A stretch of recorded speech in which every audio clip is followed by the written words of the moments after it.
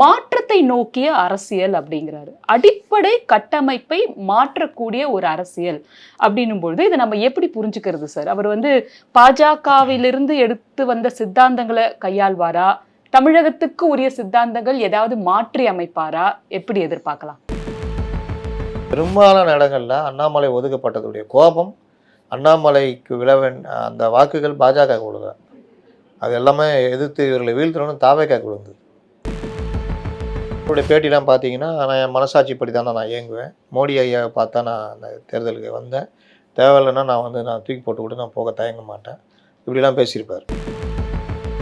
விஜயை காட்டிலும் இவர் இளைஞர், நன்றாக படித்தவர், பிரஸ்ஸை சந்திக்கக்கூடியவர். அவர்கிட்ட அந்த ஒரு கட்டமைப்பும் ஒரு ஆர்கனைஸ்டு நேச்சரும் இருக்கிறத நம்மளால பார்க்க முடியுது. ஆர்கனைஸ்டா போறாரு. இப்போ டிவிகேக்கு இவர் எந்த அளவுக்கு சவாலா இருப்பாரு சார்? சும்மா வளவலா கொலகலா அங்கே கோமியம் குடித்தா பெஸ்ட்டுன்னா நீங்கள் இங்கே வந்துட்டு ஆமாம் கோமியம் குடித்தா நல்லதுதான்னு சொன்னீங்கன்னா உங்களை கேலி கிண்டல் பண்ணுறேன். தமிழ் நாடு மற்ற மாநிலங்களோட வித்தியாசமானது. அப்ப இது இன்னொரு பிஜேபியின் முகமாக தான் இருக்கும். அந்த மாதிரியும் இருக்காது. பிஜேபி சாஃப்ட் பிஜேபின்னு சொல்லலாமா? சாஃப்ட் பிஜேபி யாரும். நீங்கள் திமுக என்னென்ன பண்ணுதோ அது எல்லாமே அண்ணாமலைக்கு லாபமாக போகும். அப்போ வருங்காலத்தில் அண்ணாமலையோட இயக்கம் பேர் இயக்கமாக மாறுது வச்சுக்கோங்க. இன்னைக்கு தாவேக்கால வாய்ப்பு கிடைக்காதவங்க தன்னை யூனிக்கா காமிச்சாரு. பாஜகவுக்கு அது எந்த விதத்திலையும் வலு சேர்க்கலன்றதோட பிரதிபலிப்பு தான் இப்ப நீங்க சொன்னது. சாவணும்ன்ற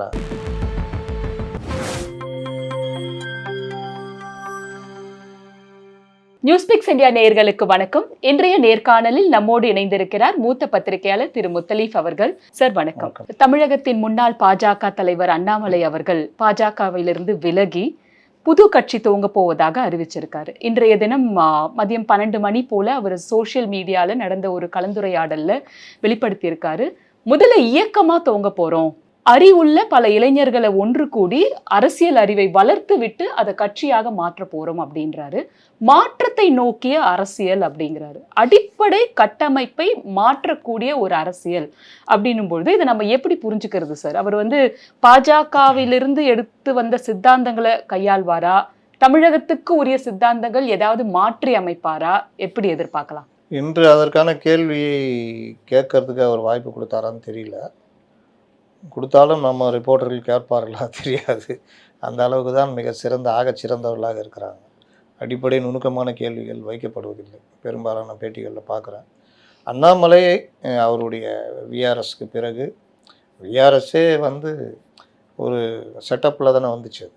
ரஜினிகாந்த் கட்சி ஆரம்பிப்பார், அதில் முதல்வர் வேட்பாளராக இவரை அறிவிப்பார்கள்னு. ரஜினிகாந்த் பின்வாங்கியவுடன் அண்ணாமலையை பாஜக கட்சியில் சேர்த்து கொண்டது. அப்போ அண்ணாமலைக்கு அது ஒரு வகையான ஏமாற்றம் தான். இருந்தாலும் அவர் கொடுத்த பணியை அவர் சிறப்பாக செய்தார் அப்படின்னு சொல்லலாம். அவருடைய நடைமுறைகளில் சிக்கல். இங்க ஒரே ஒரு குறுக்கீடு சார். சிறப்பாக செய்தார் அப்படின்றதுக்கு அளவுகோல் என்ன சார்? அதை தான் நான் சொல்ல வந்தேன். அவருடைய நடைமுறைகளில் சிக்கல் இருக்கலாம். ஸ்தாபனம் அதை புரிஞ்சிக்கிறதுல அவர்கிட்ட பிரச்சனை இருந்தது. பத்திரிகையாளர்களை ஹேண்டில் பண்ணுறதுல பிரச்சனை இருந்தது. ஆனால் ஒரு பாஜக தலைவராக வேறு எந்த பாஜக தலைவர்களும் செய்யாத அளவுக்கு கட்சியை பட்டி தொட்டி எங்கும் கொண்டு போனதில் அண்ணாமலையுடைய பங்கு மிகப்பெரியது. இளைஞர்கள் மத்தியில் ஒரு பெரிய எழுச்சியை உருவாக்கியதில் அண்ணாமலைக்கு ஒரு பெரிய பங்கு உண்டு. அதில் அண்ணாமலை தன்னையும் வளர்த்து கொண்டார் அப்படின்றதில் மாற்று கருத்து கிடையாது. நான் அடிக்கடி சொல்கிறது, அவர்களுடைய ஆதரவாளர்கள் என் மேல் கோவப்படுற விஷயம் என்னென்னா, ஸ்தாபன ரீதியாக அவர் இன்னும் பலப்படணும் அப்படின்றது.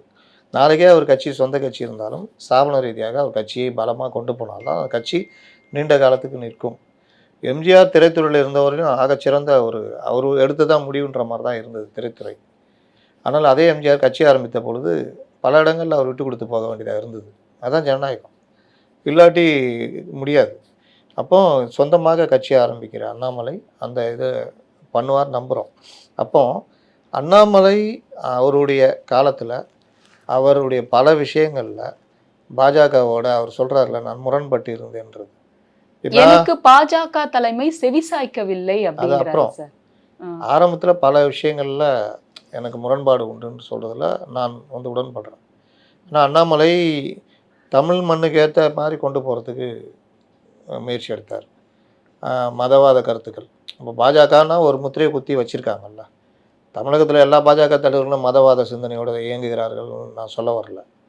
ஆனால் பாஜகனா இந்த மாதிரி விஷயங்கள்ல பண்ணுவாங்க. சார், ஆனா அவர் முதல்ல இந்த மைக்கேல்பட்டி பள்ளிக்கூடத்துல லாவண்யா மதமாற்றம் அது நடந்ததுன்ற ஒன்றில் ரீதியில தான் அவர் கொண்டு போனாருங்க. இடர்னார். அண்ணாமலையுடைய பின்னடைவு அது ஒன்று தான். மற்றபடி அண்ணாமலை வேறு எதுலேயுமே சிக்கலை. அவர் வந்து ஒரு பொதுவான லீடர் மாதிரி தான் போயிட்டார் எல்லா விஷயத்துலையுமே. என்னதான் தேசிய கட்சியுடைய மாநில தலைவராக இருந்தாலும் தமிழ்நாட்டுக்குன்னு ஒரு அரசியல் இப்போ சொல்கிறாருல்ல, அந்த மண்ணுக்கேற்ற அரசியலாக பாஜகவை கொண்டு போக விரும்பினேன், ஆனால் அதற்கு தேசிய தலைமை உடன்பட்டு வரலன்னு. அது உண்மை, 100% உண்மை. ஏன்னா பொதுவாக மாநில தேசிய கட்சியுடைய மாநில தலைமைன்றது அப்படி தான் இருக்கும். ஏன்னா இவர் இஷ்டத்துக்கு இவரை கையை ஊற்றி விட்டால் நாளைக்கு எல்லா மாநிலங்களில் அந்த வேலையை ஆரம்பிப்பாங்கன்னு ஒரு பயம் இருக்கும் மாநில கட்சிகளுக்கு. இன்னொன்று தேசிய கட்சிகளுக்குன்னு ஒரு பார்வை இருக்கும். அந்த பார்வையோடைய தான் மாநில கட்சிகளை அணுகுவாங்க. அதனால்தான் தமிழ்நாடு வந்து ரொம்ப யூனிக்கு. நீங்கள் தேசிய கட்சிகள் ஆளுகை இல்லாத மாநிலம்னு எடுத்துக்கிட்டிங்கன்னா தமிழ்நாடு தான். வேறு நீ எங்கே போனாலும் ஒரு தேசிய கட்சி இருக்கும். கேரளாவுக்கு போங்க, ஆந்திராவுக்கு போங்க, இதுக்கு தெலுங்கானா போங்க, பாண்டிச்சேரி போங்க, தேசிய கட்சிகள் இருக்கும். ஆளுகின்ற கட்சியாகவும் இருக்கும், இல்லை எதிர்கட்சியாக இருக்கும். ஆனால் இங்கே மட்டும்தான் தேசிய கட்சிகள் ஒன்றுமே இல்லை. மாநில 2 திராவிட கட்சிகள் தான் இருக்குது. அப்போ இங்கே ஜெயிக்கணும்னா இதற்கேற்ற அரசியலை கொண்டு வரணும். அதில் தெரிஞ்சோ தெரியாமலோ அண்ணாமலை சிறப்பாக செயல்பட்டார். இந்த 18 மாதங்களாகவே எனக்கு வந்து பிஜேபியோட ஒத்து போகலைன்னு சொல்லியிருக்காரு சார். அதுக்கு முக்கிய காரணம் பாஜக அதிமுகவோட கூட்டணி போகிறது அண்ணாமலைக்கு பிடிக்கல. கூட்டணி போன உடனே அண்ணாமலை நீக்கினது அடுத்த ஸ்டெப்பு அண்ணாமலைக்கு பிடிக்கல. அப்போவே அவருடைய பேட்டிலாம் பார்த்தீங்கன்னா, நான் என் மனசாட்சிப்படி தானே நான் இயங்குவேன், மோடி ஐயாவை பார்த்தா நான் அந்த தேர்தலுக்கு வந்தேன், தேவையில்லைன்னா நான் தூக்கி போட்டு கூட நான் போக தயங்க மாட்டேன், இப்படிலாம் பேசியிருப்பார். அதுக்கப்புறம் நான் வந்து என் மனசாட்சிப்படி தான் நான் இயங்குவேன் அடிக்கடி சொல்லிகிட்டே இருப்பார். அதுக்கு அடிப்படை காரணம் இதுதான். அதே மாதிரி மாநில கட்சி தலைவர்கள் அவர்களோட பெரிய அளவில் முரண்பட்டால், அரசியல்வாதிகள் முரண்பட்டால் மீண்டும் கூட்டணி அமைச்சால் ரொம்ப இது சகஜமாக இருப்பாங்க. அண்ணாமலை சில இடங்களில் சகஜமாக இருக்கிற மாதிரி காட்டிக்கிட்டார். ஆனால் அவரால் நடிக்க முடியல. அண்ணன் பழனிசாமியை முதல்வராக்காமல் நாங்கள் ஓய மாட்டோம், உயிரை கொடுத்தேன்னு மாக்குவோம்னாங்க. செல்லூராஜ் நீங்கள் அதெல்லாம் பண்ண வேணாம், அவங்க தொடரில் வேலை செய்ய சொல்லுங்கன்னாரு. ஏன்னா கல அரசியல் செல்லூராஜுக்கு தெரியும். அப்போ ஆனால் அது நடக்கலை. நீங்கள் டிநகரில் பாஜகவுடைய வாக்குகளும் அதிமுக வாக்குகளும் அப்படியே உழுந்திருந்தா பெரிய மாற்றம் வந்திருக்கும். 53% 2 பேரும் சேர்ந்தா. ஆனாலும் ஜெயிக்க முடியல. அப்போது நீங்கள் பெரும்பாலான இடங்களில் அண்ணாமலை ஒதுக்கப்பட்டதுடைய கோபம் அண்ணாமலைக்கு அந்த வாக்குகள் பாஜக விழுத, அது எல்லாமே எதிர்த்து இவர்களை வீழ்த்தணும்னு தாவேக்காக்கு விழுந்தது, குறிப்பாக டிநகர்லலாம். அதே மாதிரி தான் காங்கிரஸ்லேயும் 2 பிரிவு ஒரு பிரிவு தாவேக்காக்கு வாக்களிச்சது. அப்போ அண்ணாமலை வந்து யூனிக்காக தன்னை காண்பிக்கணும்னு ஒவ்வொருடையும் அதில் அவர் விட்டு கொடுக்கல. கடைசியாக 18 மாதன்றது உண்மைதான், முரண்பட்டுக்கிட்டே தான் இருந்தார். தன்னை யூனிக்கா காமிச்சாரு. பாஜகவுக்கு அது எந்த விதத்திலையும் வலு சேர்க்கலன்றதோட பிரதிபலிப்பு தான் இப்போ நீங்க சொன்னது. ஸ்தாபனம்ன்றது வந்து என்னன்னா எல்லாம் சேர்ந்தது. நீங்கள் கட்சி முடிவெடுத்துச்சுன்னா நீங்கள் அதுக்கு இறங்கி போகணும், அதோடு சேர்ந்து இயங்கணும், அந்த இது ஜெயிக்கிறதுக்கான முழு மூச்சாக இறங்கி பண்ணணும். அப்போ அண்ணாமலைக்கு அங்கே பிரச்சனை. அவர்கிட்ட என்ன பிரச்சனை? கல்யாண வீட்டில் மாப்பிள்ளை, இளவு வீட்டில் சாவு வீட்டில் போனமாக இருக்கணும். அதுதான் எங்கேயோ நான் தான் இருக்கணுன்றது அவருடைய யூனிக்னஸ். அவருக்கு லாபம், அதுவே அவருக்கு நஷ்டம். கட்சிக்குள்ளே வந்தோன்னா அந்த ஸ்தாபனன்றதை உடைச்சார், எல்லாரையும் தூக்கி ஓரம் போட்டார். வெளியில் பார்க்குறவங்க என்ன சொன்னாங்க? மேல் ஜாதி இல்லாத ஆட்களை இது பண்ணார், எல்லாருடைய ஆதிக்கத்தை உடைச்சிட்டார் அண்ணாமலை அப்படின்னு அவங்க ஆதரவாளர் சொல்லுவாங்க. ஆனால் அந்த இடத்துல ஸ்தாபனம்னு ஒன்று உடையுது, கட்சியுடைய அடிப்படை உடையுதுன்றது ரொம்ப முக்கியம். ஆனாலும் நான் எப்படி பார்க்குறேன்னா, ஒரு பொதுவாக வெளியிலேருந்து பார்க்கும் பொழுது விருப்பு வெறுப்பு இல்லாமல் பார்த்தீங்கன்னா அண்ணாமலை போன்ற தலைவர்கள் தான் நீங்கள் பாஜகவுக்கு தேவை. அப்படி இருந்தால் தான் நீங்கள் கட்சியை வளர்த்து கொண்டு வர முடியும், இளைஞர்கள்ட்ட கட்சியை கொண்டு போக முடியும். சும்மா வளவலா கொலகலா அங்கே கோமியம் குடித்தா பெஸ்ட்டுன்னா நீங்கள் இங்கே வந்துட்டு ஆமாம் கோமியம் குடித்தா நல்லதுதான்னு சொன்னீங்கன்னா உங்களை கேலி கிண்டல் பண்ணுறேன். தமிழ் நாடு வந்து மற்ற மாநிலங்களோட வித்தியாசமானது, ஏன் எதுக்குன்னு கேட்கக்கூடிய மாநிலம் இது. அப்போது இங்கே வந்துட்டு அந்த மாதிரி கருத்துக்கள்லாம் நீங்கள் வச்சுக்கிட்டலாம், அரசியல் பண்ண முடியாது. அரசியல் பண்ணணுன்னு வந்துட்டிங்கன்னா கரெக்டாக பண்ணணும். அதில் அண்ணாமலை வந்து சரியாக பண்ணார்னு சொல்லுவேன். அதனால் இவர் ரொம்ப நாள் நீடிக்க முடியாதுன்றது தான் என்னுடைய எண்ணமாலாம் இருந்தது. இவர் இருக்க முடியாது, இவர் கொஞ்சம் வேறு டைப்பு அப்படின்னு. இதை பாஜக கையில் எடுத்து ஒருவேளை என்னுடைய யூகம் தவறாக கூட இருக்கலாம், நீங்கள் தனி கட்சி தொடங்க எல்லாம் பண்ணுங்கள், பேக் எண்ட் பண்ணுறோம், மாற்றம் எப்படின்னா வரட்டுமே, திராவிட கட்சிகளுடைய ஆதிக்கம் ஒழியணும், காங்கிரஸ் இருக்கக்கூடாது, அதுக்கு நீங்கள் என்ன வேணால் பண்ணுங்கன்றது. ஏன்னா காங்கிரஸ் முக்து பாரத், காங்கிரஸ் முக்து தமிழ்நாடு ஒன்றும் இல்லாமல் போகிற கண்டிஷன் இருந்தது. திமுகவுக்கு கண்டிஷனே அதுதான், காங்கிரஸை நீங்கள் ஒன்றும் இல்லாமல் பண்ணணும்னு. ஆனால் காங்கிரஸ் ஏதோ ஒரு வகையில் திடீர்னு தாவேகாவோட சேர்ந்தது பிஜேபிக்கு கடுமையான கோபம். அந்த கோபத்துடைய வெளிப்பாடு தான் திமுக அதிமுக சேர்ந்து நில்லுங்க, அமைச்சரவை அமைங்கன்னு சொல்கிற லெவலுக்கு போனது. அது கடைசி நேரத்தில் ராகுல் காந்தி இடதுசாரி தலைவர்கள்ட்ட பேசினாலும் அது நடக்கலை. அப்போ அந்த விவகாரத்தில் காங்கிரஸ் வந்து தமிழ்நாட்டில் கால் ஊனுதுன்றது பாஜகவுக்கு ஒரு. அப்போ எவ்வளோ நாளாக அப்படி இருங்க தள்ளிட்டு வந்து இப்போ கூட பச்சை கொடி காட்டியிருக்கலாம். சரி போங்க, நட்போட பிரிவோம். அதனால தான் டிசம்பர் 4ஆம் தேதியே நான் விலகுவதாக தெரிவித்து விட்டேன் அப்படிங்கிறாரு. தேர்தலுக்கு முன்னாடி அந்த முடிவு எடுத்தால் எந்த கட்சி ஏற்றுக்கும்? தேர்தலுக்கு முன்னாடி நீங்கள் எல்லாருடைய எதிர்பார்ப்பு என்டிஏ ஜெயிக்கும், பாஜக குறைந்தது 7-8 சீட்டு ஜெயிக்கும் அப்படின்றதான் எங்களுடைய கணிப்புலாம். இந்த அலை வந்து திருப்பி போட்டுச்சு. நயினாரே தோற்று போயிட்டார். நயினார் தோற்றதுக்கு இன்னொரு காரணம் அங்கே இசைக்கு ராஜா, அந்த இவங்க சசிகலா கட்சியில் இருந்தவர், அவர் வாங்கின ஓட்டு 11,000, நயினார் தோற்ற ஓட்டு 7,000. ஆரம்பத்துலேருந்தே சொல்லிட்டு இருந்தோம், இங்கே முடிஞ்சிடும் முடிச்சிட்டாங்க. ஏன்னா அவர்களும் அந்த அளவுக்கு பெரிய ஒரு அக்ரெசிவ் ஃபைட்டு கொடுக்கல. அவரை பலரும் ஏமாத்தினாங்க, அதெல்லாம் நம்ம நண்பர்கள்லாம் ஒர்க் பண்ணவங்களாம் சொன்னாங்க. ஆனாலும் அவங்களுக்கு அவ்வளோதான் அனுபவம், நம்ம அதுக்கு மேலே என்ன பண்ணுறோம். பல தேர்தல் பார்த்த ஒரு நயினார். ஆனால் இதில் வந்து அவர் முழுசாக இறங்கினாரான்னா எனக்கு இறங்கலன்னு தான் நான் சொல்லுவேன். அப்போ இந்த மாதிரி விவகாரங்களில் அவர் இவரும் முறுக்கிட்டு வெளியில் போகிறாருன்னா பாஜகவுக்கு பெரிய பலகீனமாகிடும்ல. அதனால் வெயிட் பண்ணுங்கன்னு இருப்பாங்க. இப்போ இருக்கிற அரசியல் ஒரு இளைஞர் வந்துட்டார், அவர் பின்னாடி இன்னைக்கு இருக்குது.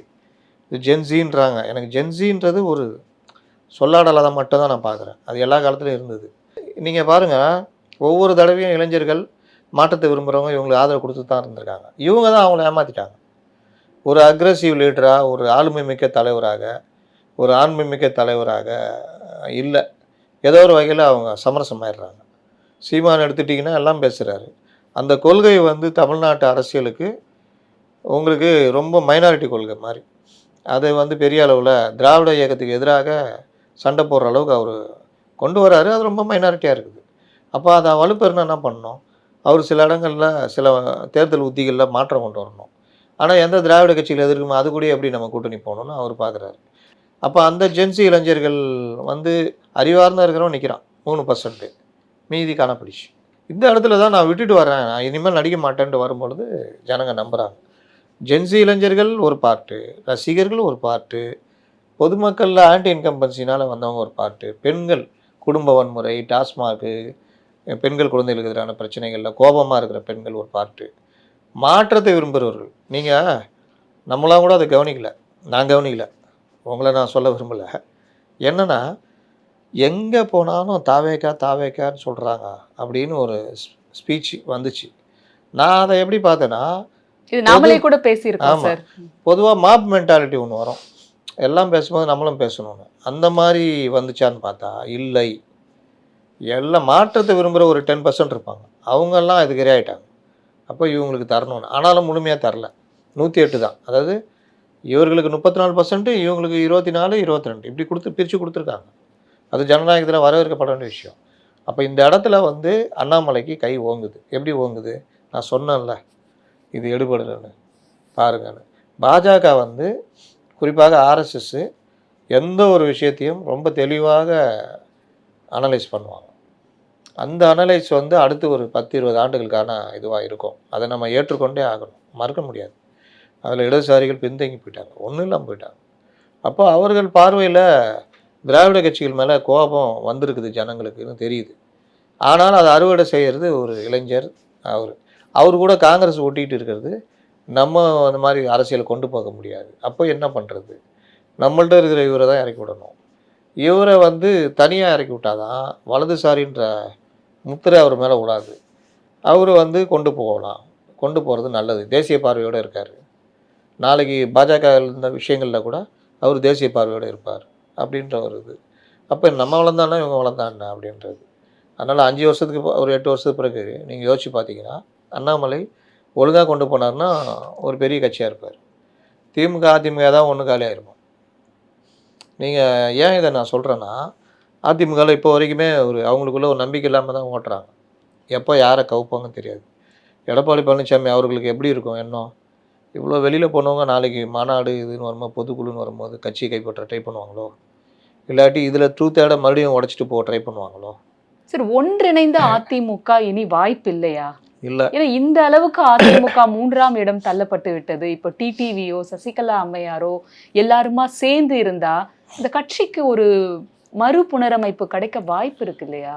ஒன்றிணைறதுன்றது வந்து இப்போ கலைஞர்கிட்ட கூட மதிமுக வெளியே போச்சு. மீண்டும் திமுகக்குள்ளே வான்னு சொல்ல அவர். நீ ஒரு இயக்கம் வச்சிருக்க, நான் அதை மதிக்கிறேன், என் கூட கூட்டணி வான்னு தான் சொன்னார். சரி, அந்த மாதிரி கூட இங்க அப்படிதான் பண்ணணும். இப்போ சசிகலா கட்சி ஆரம்பிச்சா சரி வாங்க உங்களுக்கு ஒரு 5 சீட்டு தரேன்னா நயினார் ஜெயிச்சிருப்பார், பலரும் ஜெயிச்சிருப்பாங்க. நீங்கள் தாவேகாக்கு இன்னும் ஒரு 5 இடம் குறைஞ்சிருக்கும். அதே மாதிரி ஓபிஎஸ்ஸை வெளியே விட்டுறக்கூடாது. எந்த நிபந்தனை இல்லாமல் உள்ளே வரேன்னா வா இரு. வைத்திலிங்கம் நீங்கள் அவர் எம்எல்ஏ, அவர் வச்சுருந்தா அந்த உரத்தினால அவர் இங்கே ஜெயிச்சு கொடுத்துருப்பார்.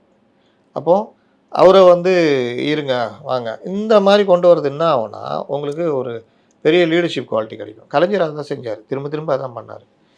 அதனால் அவர் ஜெயிச்சார். இன்றைக்கி மதிமுக எங்கே இருக்குது பார்த்தீங்களா, திமுக எங்கே இருக்குது? இதுதான் ஒரு இது தலைமைக்கு அழகு. அவர் அதில் ஃபெயிலியர். ரெண்டாவது கட்சிக்குள்ளேயே அங்கே கொஞ்சம் ஜனநாயகம் இருக்குதுன்னு நான் பார்க்குறேன். இங்கே நீங்கள் அந்த மாதிரி எதிர்ப்பு வரலையே. எல்லாம் உங்கள் வீட்டில் இருக்கிறவங்களாம் கொண்டு வந்து விட்டதுனால தான் அவ்வளோ பிரச்சனைன்னு யாரும் உடச்சிட்டு வரலையே. இப்போவும் அது வந்து அன்றைக்கி பார்த்தா ஜென்சி பசங்க கூட்டம் கூட்டி நாங்கள் கொத்தடிமை தான் நாளில் அதான் நடந்துகிட்டு இருக்குது. இங்கே கொஞ்சமாக ஜனநாயகம் இருக்கிறதுனால ஒரு சண்டை போட்டு 2ஆக பிரிஞ்சு வெளியே வர்றாங்க. அப்போ வெளியே வந்து தலைமையை கைப்பற்றுற முயற்சி நடந்தது. முயற்சி ஃபெயிலியர்னு டக்குன்னு மறுபடியும் உள்ளே போயிட்டாங்க. இப்போ அவருக்கு எப்படி எண்ணம் இருக்கும், என்னைக்கு இருந்தாலும் தலைமையை கைப்பற்ற ட்ரை பண்ணுவாங்கன்னு அவர் பார்ப்பார். இவங்க எப்படி பார்ப்பாங்க, எங்களை இந்த பாடுபடுத்துனீங்களா, என்னைக்கு இருந்தாலும் தலைமையை நான் கைப்பற்றணும், உள்ளடி வேலை. அதனால் இதுக்குள்ளே தான் அவங்க இது இறங்கிட்டு இருப்பாங்க. இப்போ அவர் இன்னொன்று திமுக எதிர்க்கும் நானும் எதிர்ப்பேன் அப்படின்னு கடுமையாக எதிர்த்துக்கிட்டு இருக்காரு. அந்த கோவம் 2 கோவம். ஒன்று எங்கள் கட்சியை உடைக்க பார்த்தேன், 4 பேரை எழுத்துக்கிட்டேன், அந்த கோவம். அதனால் என்ன எதிர்க்கணும்னு தெரியாமல் எதிர்த்துக்கிட்டு இருக்காரு பல விஷயங்கள். திமுக சொல்லவே தேவையில்லை, அவங்க இன்னும் ஆணவத்துடைய உச்சியில் தான் இருக்காங்க. அதனால் ஒரு மாதிரி இவர்களை டிஃபேம் பண்ணிகிட்டே இருக்காங்க. இவங்க டிஃபேம் பண்ண விஜயே சொன்ன மாதிரி, அவர் முதல்வர் விஜய் அந்த திருச்சியில் பேசின மாதிரி, நீ எங்களை என்ன பண்ணாலும் எங்களுக்கு தான் லாபம்னு பேசினார். அதான் உண்மை. நீங்கள் இப்படி பேச என்ன ஆகும்னா உங்களுக்கு முன்னாடி இருக்கிற 10 பேர் கை தட்டுவோம். ஆனால் வெளியில் இருக்கிற பொதுமக்கள் இன்னும் பாரு என்ன ஆணவத்தனம் இருக்குது பாருன்னு தான் பண்ணுவாங்க. அவர் என்ன பண்ணுவார், இப்போ தானே வந்திருக்காருன்ற மாதிரி தான் பார்ப்பாங்க. அந்த ஸ்பேஸை அவங்க கொடுக்க மாட்டேங்கிறாங்க. இது வந்து பிரச்சனை. அப்போ அண்ணாமலைக்கு என்ன சரி, இப்போ அண்ணாமலை அவர்கள் வருவது நீங்களே இப்போ என்ன சொன்னீங்கன்னாக்கா அதிமுக திமுகக்கு ஒரு பெரிய பின்னடைவா இருக்குன்ற மாதிரி தான் சொன்னீங்க. ஆனா வேறு சில கருத்துக்களும் முன்வைக்கப்படுகிறது. விஜயை காட்டிலும் இவர் இளைஞர், நன்றாக படித்தவர், பிரஸ்ஸை சந்திக்கக்கூடியவர், அவர்கிட்ட வந்து அந்த ஒரு கட்டமைப்பும் ஒரு ஆர்கனைஸ்டு நேச்சரும் இருக்கிறத நம்மளால பார்க்க முடியுது. ஏன்னா இப்போ கட்சி மூவ்மெண்ட்டுங்கிறாரு, அதுக்குள்ள 50,000 பேருக்கு மேல தொடங்கிட்டாங்க, அரசியல் அறிவை கொடுக்க போறேங்கிறாரு, அப்புறம் கட்சியா மாத்த போறேங்கிறாரு, ஆர்கனைஸ்டா போறாரு. இப்போ டிவிகேக்கு இவர் எந்த அளவுக்கு சவாலா இருப்பாரு சார்? இவர் தான் சவாலாக இருப்பார் நான் எதிர்பார்க்குறேன். ஏன்னா அதிமுக நான் சொன்ன இந்த பிரச்சனை இருக்குது. திமுக ஒரு வலுவான இன்ஃப்ராஸ்ட்ரக்சர் உள்ள கட்சி, அசைக்க முடியாத பேர் இயக்கம் அது. ஆனால் அதை வழிநடத்தக்கூடிய தளபதி ஒருத்தர் வயோதிகம், அவர் வந்து கிட்டத்தட்ட ரிட்டையர்மெண்ட் வாங்கிடுவார், இல்லாட்டி ரொம்ப இது பங்கேற்பு கம்மியாக இருக்கும். அடுத்து கொண்டு போக வேண்டியவர் யார், உதயநிதி. நீங்கள் இப்போ சொன்ன அண்ணாமலைகிட்ட இருக்கிற எந்த விஷயமும் அவர்கிட்ட இல்லை. ஆமாம். அப்போ இந்த விஷயங்கள் தான் தேவை. இது எதுவுமே அவர்கிட்ட இல்லை. நேற்று பேச்சு கூட பார்த்தீங்கன்னா அவர் 10 விஷயம் பேசுறதுல 9 விஷயமும் அவர் பார்த்து தான் படிக்கிறார். அவருக்கு கொடுத்ததை தான் அவர் படிக்கிறார். அப்போ அவர் எதுனா உள்வாங்கியிருப்பார். நீங்கள் எனக்கு ரெடி பண்ணி கொடுக்குறீங்க, நான் அதை போய் அங்கே பேசுகிறேன், அதாவது நான் பேச்சு மாதிரி இப்படி கை நீட்டி பேசணும் சார், இப்படி பண்ணோம் சார், இப்படி பண்ணோம் சார், அப்படி பண்ணோம் சார்னு நடிக்கிறார். இது எங்கேயுமே உதவாது. ஏன்னா நீங்களா என்ன சிந்தனையை உருவாக்கி பேசுகிறீங்களோ அதுதான் உங்கள் கட்சியுடைய தலைமையிலையும் உங்கள் பண்பாகவும் எதிரொலிக்கும். நீங்கள் இந்த மாதிரிலாம் பண்ணிட்டு போயிட்டீங்கன்னா உங்களுக்கு எந்த இதுவும் வேலை செய்யாது. அப்போ நீங்கள் யாரை நம்புவீங்க, ஒரு ஸ்ட்ராட்டஜி டீம் நம்புவீங்க. அவங்க என்ன சொல்லுவாங்க, விஜய் போட்ட மாதிரி நீங்களும் கருப்பு கோட்டு வெள்ளை சட்டை போடுங்கன்னு அதை ஒரு நாள் போட்டு சுற்றுவார். அப்போ இதில் தான் மாற்றம் வருதே தவிர கொள்கை ரீதியாக நம்ம எங்கே ஃபெயிலியர் ஆகிருக்கோம். முதல்ல நம்ம தோல்வியை ஒத்துக்கணும். மக்கள் நம்மளை நிராகரித்தாங்க, எங்கே நிராகரிக்கிறாங்க, அதே பழம்பெரும் தலைவர்கள் அதே தொண்டர்களை மதிக்கலை. கட்சிக்குள்ளே ஒரு ரீஃபார்ம் கொண்டு வரணும், ஒரு மாற்றத்தை கொண்டு வரணும், இந்த மாதிரி கட்சிக்கு பேரை கெடுத்த ஆட்கள் எல்லாத்தையுமே நம்ம ஓரம் கட்டணும், அந்த மாதிரிலாம் இதை ஒரு அதிரடி முடிவாக அவர் எடுக்க மாட்டார். ஏன்னா அவருக்கு அதில் இஷ்டம் கிடையாது. அவர் இந்த போராட்ட குணம் இல்லாத தலைவர்னு சொல்லுவாங்கள்ல, அந்த மாதிரி தலைவர் அவர். எதையும் எதிர்த்து மோதி சந்திக்கணுன்ற இது கிடையாது. அப்போ அது இவர்கிட்ட இருக்குது, அண்ணாமலைக்கிட்ட. இன்னொன்று, அண்ணாமலை ஏற்கனவே ஒரு மிலிட்டன்ட் டீம் இருக்குது அண்ணாமலைகிட்ட. அது பிஜேபிகிட்ட இருந்தது, இப்போ இவர்கிட்ட வந்திருக்குது, அப்படி இருக்கும். அப்போ அண்ணாமலை இயக்கமாக ஏன் சொல்கிறாருன்னா, இப்போ விஜய்க்கு இருக்கக்கூடிய சவால்கள் என்ன சார்? அண்ணாமலை தான் சவால். என்ன பிரச்சனைனா, அண்ணாமலை, அன்புமணி போன்ற இளைஞர்கள் தான் நுணுக்கமாக அரசியல் பேசுகிறாங்க, டேட்டாஸ் அரசியல் பேசுகிறாங்க. அன்புமணி ஒரு சின்ன ஒரு உள்ளதாக இருக்கார், வட மாவட்டங்கள் தான். அடுத்த கட்டத்துக்கு அவர் நகர முடியல. அதற்கு அவர் கட்சியுடைய நிலைப்பாடு மற்ற விஷயம். அண்ணாமலைக்கு ஓப்பன் கிரவுண்டு. அப்போ இவர்கள் 2 பேருமே நீங்கள் வருங்காலத்தில் அண்ணாமலை கூட அன்புமணியும் டிடிவியும் மற்றவர்களும் கை கோக்கிறதுக்கு அதிக வாய்ப்பு உண்டு, சசிகலா உட்பட. அப்போ அது ஒரு இயக்கமாக மாறும். அதனால் அதிமுக பாதிப்படையும். திமுகவில் மிச்ச சொச்சு யாராக இருந்தால் அவங்களும் சேர்றதுக்கு வாய்ப்பு இருக்குது. இது எல்லாம் சேர்ந்தது இல்லாமல் அண்ணாமலை ஊர் ஊராக போய் கட்சியுடைய இப்போ இன்றைக்கி இது ஓகே, ஒரு 6 மாதத்துக்கு அப்புறம் பல பிரச்சனைகள் வரும்ல, அதெல்லாம் கையில் எடுத்து ஒரு அக்ரெசிவ் தலைவராக அடிக்க ஆரம்பித்தா ஒரு பெரிய சவாலாக அண்ணாமலை மட்டும்தான் இருப்பார். இப்போ அண்ணாமலை அவர்கள் திராவிட அரசியலை தான் முன்னெடுப்பாருன்னு நம்ம சொல்லலாமா? வாய்ப்பே கிடையாது. அப்போ எப்பேற்பட்ட ஒரு அரசியல் கொள்கை அவரோடது இருக்கும்? அதான் சொல்கிறாரு, அதாவது மாறுபடம் மாற்றம் மாறுவோம் அப்படிங்கிறாரு. அது அடிப்படை கட்டமைப்பை மாற்றக்கூடிய அரசியல். அண்ணாமலைக்கு திராவிட அரசியல் பிடிக்காது, இடதுசாரி அரசியல் பிடிக்காது. அப்ப இது இன்னொரு பிஜேபியின் முகமாக தான் இருக்கும். அந்த மாதிரி இருக்காது. பிஜேபி சாஃப்ட் பிஜேபின்னு சொல்லலாமா? சாஃப்ட் பிஜேபி யாரும் வலதுசாரி சிந்தனை ப்ளஸ் பொதுவான மக்கள் சிந்தனை இதை நோக்கி நகரும் அப்படின்றது. நீ சாஃப்ட் பிஜேபி ஜெயிக்குது இல்லை இப்போ பல மாநிலங்கள்ல. இப்போ மோடி எடுத்து இங்க அதிமுக ஜெயிக்கலையே சார். அதிமுகவை நீங்கள் அப்படி சொல்லாதீங்க. சாஃப்ட் பிஜேபி கிடையாது. பிஜேபிலாம் கிடையாது. அது ஒரு மதசார்பற்ற கட்சிங்க. இவங்க நடிச்சாங்க, அவங்க நடிக்கல, அவ்வளோதான். அவங்களுக்கு நடிக்க தெரியல. அந்த கட்சிக்கு யாரும் எதிரி கிடையாது. இல்ல பிஜேபியோட கை கோர்த்து தேர்தலில் கூட்டணி வைக்கிறதெல்லாம் நீங்க வச்சுக்கிட்டு, கலைஞர் கூட கூட்டணி வச்சாரு. அதுக்காக திமுக அதோடைய வடிவத்தை இழந்து போச்சா? நீங்க அப்படி பார்க்க முடியாது. உண்மையிலேயே ஒரு அற்புதமான, யாருக்கும் தீங்கு செய்யாத ஒரு பார்ட்டி அது. நீங்க எந்த மதத்தையும் அவங்க துவேஷம் கிடையாது. தீபாவளிக்கு வாழ்த்து சொல்லுவாங்க, கிருஷ்ண ஜெயந்திக்கு வாழ்த்து சொல்லுவாங்க, எல்லாரும் கூட இணைஞ்சு போகிறவங்க. இவங்கெல்லாம் அப்படி கிடையாது. பெரியாரிசம் தூக்கிக்கிட்டு ஒரு குறிப்பிட்ட சமூகத்துக்கு எதிராக இருப்பாங்க. தீபாவளிக்கு வாழ்த்து சொல்ல மாட்டாங்க. இவர்கள்ட்ட ஏகப்பட்ட குழப்பங்கள், உள்குழப்பங்கள்லாம் இருக்குது. இந்த விஷயங்கள்லாம் அங்கே கிடையாது. எல்லாம் ஓகே, என்ன பண்ணணும், அங்க பிரதர்ஷனம் பண்ணணுமா, பண்ணிட்டு போகிறோம் போ, அப்புறம் தர்காவில் போய் நிற்கணுமா, ரைட்டு, சர்ச்சில் போய் முட்டிக்கால் போடணுமா, போட்டுறோம் போட்டு போகிற பார்ட்டி அது. கூட்டணி தான் பிஜேபி கூட வச்சாங்க. இது தேர்தல் அரசியலுக்காக அதிமுகவை மட்டுப்படுத்தணுன்றதாக திமுக செய்த பிரச்சாரம். அதில் நம்ம எப்படி ஈல்டாக முடியும்? ஓகே, விஜய்க்கு உண்டான சவால்கள் நீங்கள் சரியாக சொல்லல. சவால்கள் நான் தான் சொல்கிறேன். நான் இன்னைக்கு வச்சுக்கிட்டு நான் சொல்ல முடியாது. இன்றைக்கி ஆதவ அர்ஜுனா, இனி ஒப்பந்ததாரர்கள், பொதுப்பணித்துறை ஒப்பந்ததாரர்கள் லஞ்சம் கொடுக்க தேவையில்லை, ஓப்பன் டெண்டரு, கட்சி நிதி கொடுக்க தேவையில்லை, எல்லாமே நாங்கள் சரியாக செய்வோன்றாங்க. அப்போ இந்த மாதிரிலாம் கொண்டு போகிறாங்க வச்சுக்கோங்க. இந்த கவர்மெண்ட்டை ஒரு ஊழல் இல்லாத கவர்மெண்ட்டாக போகுது வச்சுக்கோங்க. அது நீங்கள் கொஞ்சம் சவாலாக தான் இருக்கும். ஆனால் சட்டம் ஒழுங்கோ ஊழலோ கொஞ்ச நாள் பொறுத்து மாறுதுன்னா அண்ணாமலைக்கு லட்டு மாதிரி பிரச்சனை. அப்போ அதில் கையில் எடுக்கும் பொழுது நீங்கள் இந்த ஜென்சி இளைஞர்களும் மாற்றத்தை விரும்பினவர்களும் பெண்களும் அப்படியே விஜய்க்கு ஆதரவாக இருப்பாங்களாம் சொல்ல முடியாது. ஆனானப்பட்ட எம்ஜிஆர் 80 தோற்று போயிட்டார் பார்லிமெண்ட் எலெக்ஷனில். அதனால் கொஞ்சம் மாற்றி எடுத்தார், கிரிமி லேயர் இதெல்லாம் கொண்டு வந்தார், நல்லதான் யோசிச்சார். ஆனாலும் அன்னைக்கு பண்ண பிரச்சாரம் அவரை கீழே இறக்கி விட்டுச்சு. அதனால் நீங்கள் ரொம்ப உஷாராக விஜய் காய் நகர்த்தணும். எம்ஜிஆர் நீங்கள் இன்றைக்கி ஒன்று தான் நாளைக்கு ஒரு முடிவு எடுப்பார், மாற்றி மாற்றி அவர் யோசிச்சுட்டே இருப்பார். இவர் அந்த அளவுக்கு போவாரான்னு தெரியாது. அப்போ நீங்கள் எதிர்த்து அடிக்கலைன்னா திமுகவுடைய வலுவான பிரச்சாரம் ஒரு பக்கம் எடுத்து வச்சுக்கோங்க. அண்ணாமலையும் இறங்கி அடிக்கிறாருன்னா நீங்கள் திமுக என்னென்ன பண்ணுதோ அது எல்லாமே அண்ணாமலைக்கு லாபமாக போகும். அப்போ வருங்காலத்தில் அண்ணாமலையோட இயக்கம் பேர் இயக்கமாக மாறுது வச்சுக்கோங்க. இன்றைக்கி தாவேக்கால வாய்ப்பு கிடைக்காதவங்க, அதிமுகவில் இருக்க பிடிக்காதவங்க, திமுகவில் இருக்க பிடிக்காதவங்க, இது எதுலேயுமே நமக்கு வேணாம், இது ஒரு மாற்றம் கொண்டு வரட்டும்னு நினைக்கிறவங்க, இளைஞர்கள், நீங்கள் தென் மாவட்டங்கள்லாம் பார்த்தீங்கன்னா அண்ணாமலைக்கு நல்ல வரவேற்பு இருக்குது. இந்த பர்த்டேக்கு நிறைய போஸ்டர்ஸ் அதெல்லாம் அப்போ அதெல்லாம் வந்து நீங்கள் இப்போ நிறைய நாடாளுமன்ற இளைஞர்களும் அவரை வந்து ஒரு ஈர்ப்பு தன்மை ஈர்ப்பு ஓரளவுக்கு தன்மை இருக்கு அவர்கிட்ட. நீங்கள் சப்ஜெக்ட் பேசுனீங்கனாலே உங்கள் மேலே வந்துருங்க, விரும்ப ஆரம்பிச்சிடும். அவர் ஒரு ஐபிஎஸ்ஸா இருந்தாருன்ற ஒரு அறிவாற்றல் பொருந்தியவர்ன்ற வகையிலும் பாக்குறாங்க. சப்ஜெக்ட் டேட்டாஸ்லாம் எடுத்து பேச ஆரம்பிச்சிங்கன்னா அந்த அண்ணாமலையுடைய அந்த ஸ்டைல் இருக்குல்ல, பேசுகிற அந்த இது, அந்த என்ன சொல்கிறது, அவர் வெளிப்படுத்துகிற விதம், அது எல்லாமே இளைஞர்களை ஈர்த்துக்கிட்டு இருக்குது.